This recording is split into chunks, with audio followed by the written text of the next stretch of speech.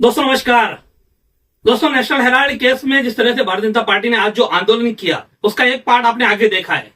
अब उस पार्ट अंतर्गत वहां भारतीय जनता पार्टी के आंदोलन के समय कांग्रेस के जो लोग मौजूद थे उनसे भी हमने प्रतिक्रिया ली, उनसे उनकी राय जानी, तो उन्होंने क्या कुछ कहा वो वीडियो में आप आगे देखेंगे। हालांकि गिने चुने 4-5 लोग ही कांग्रेस के वहां मौजूद थे, लेकिन डटकर परस्पर नारेबाजी कांग्रेस के लोग कर रहे थे।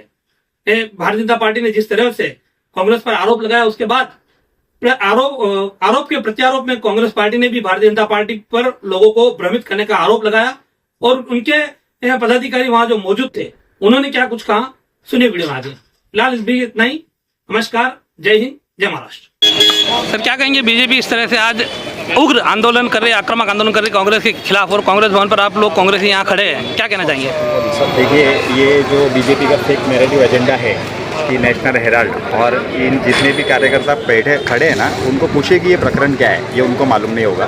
नेशनल हेराल्ड की FIR जो हुई है वो मनी लॉन्ड्रिंग एक्ट में हुई है, और जो नेशनल हेराल्ड का जो प्रकरण है वो जो ट्रस्ट है जिसके मेंबर श्रीमती सोनिया जी गांधी, राहुल जी गांधी, स्वर्गीय मोतीलाल वोरा और जो सैम पिट्रोडा जी है, ये एक ट्रस्ट है।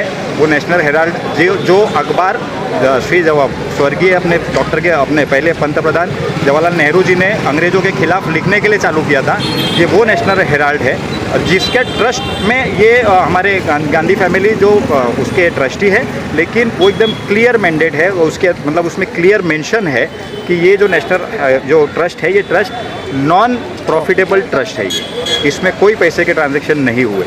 ये फर्जी FIR है मनी लॉन्ड्रिंग एक्ट के तहत, और उसकी चार्जशीट अभी अगर ये इतने साल से प्रधानमंत्री नरेंद्र मोदी जी तो 2014 के पहले से चिल्ला रहे थे कि अब ये माँ बेटे जेल जाएंगे। आज 11 साल की स्पष्ट बहुमत वाली सरकार होने के बावजूद 11 साल क्यों लग गए उनको? उनका तो 56 इंच का सीना है, तो उनको 11 साल क्यों लगे ये केस की जांच करने के लिए? ये सिर्फ फेक एजेंडा है, लोगों के मुद्दे डाइवर्ट करना है।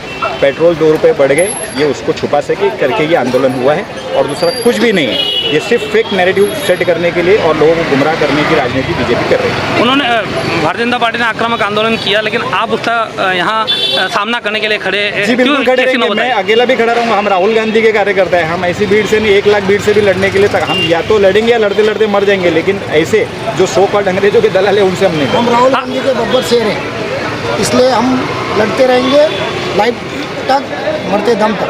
राहुल गांधी जिंदाबाद। एक और बात कहना चाहूँगा, इनके 100 कार्यकर्ता के बराबर, हमारा एक कार्यकर्ता इनके 100 कार्यकर्ताओं के बराबर। एक बात और कहना चाहूँगा यूसुफ भाई कि ईडी को बहुत शौक है मनी लॉन्ड्रिंग में केस करने का, यही बात है भाई। तो ईडी से मैं पूछना चाहता हूँ और नरेंद्र मोदी जी से पूछना चाहता हूँ कि आप विपक्ष मुक्त भारत करने के लिए ईडी का इस्तेमाल करना बंद कीजिए।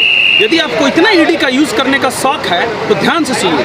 नवी मुंबई में आपने 1 लाख करोड़ की ज़मीन अपने यार मुकेश अंबानी को दिया। कितना? 1 लाख करोड़ की ज़मीन दिया, और कितने में दिया? 2200 करोड़ में दिया। 2200 करोड़ में दिया, तो कितने का नुकसान हुआ भारत सरकार को? 97,800 करोड़ का नुकसान हुआ सर। तो 97,800 करोड़ का मनी लॉन्ड्रिंग का केस मुकेश अंबानी पर और मोदी पर, नरेंद्र मोदी पर ईडी कब करेगी, ये सवाल पूछ रहे हैं हम आज।